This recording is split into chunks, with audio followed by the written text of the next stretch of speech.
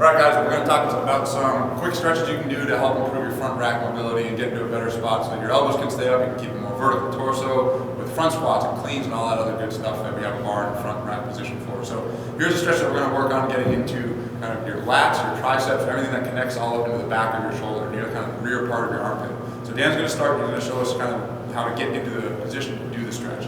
He's going to go down onto his stomach, his toes are curled back, so he's extending through, kind of trying to get the front of his foot flat on the ground. And he has his elbows in front of him. His hands are together kind of like he's praying, and what he's trying to do right now is walk his elbows as far away from his body as he can and make the gap between his armpit and the floor get as small as it can, trying to get as close to the ground as he can. So as he does that, he's then going to keep his elbows where they are and try to pin his elbows together.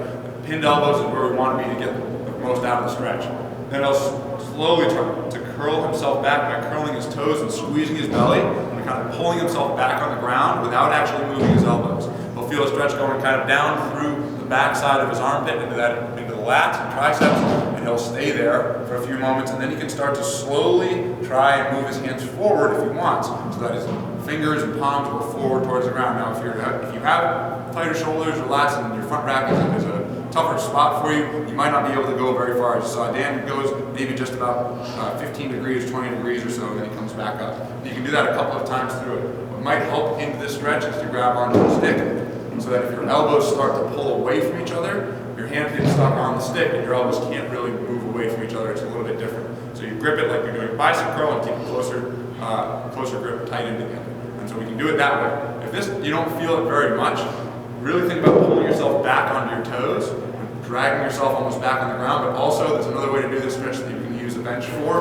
or anything where you can place your elbows in. So for this style, Dan's going to do the exact same type of deal.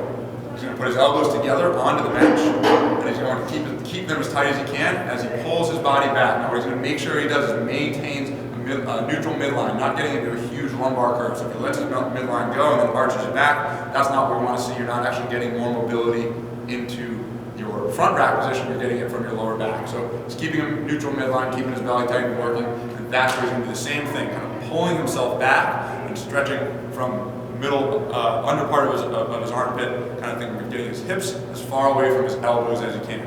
Hold it for 10 to 15 seconds, take a little break, do it again, try to maybe lean your hands forward and reaching them forward towards the bottom of the bench. The key things, keep the elbows together. That's where you're going to feel the most out of that stretch, improve the front rack mobility.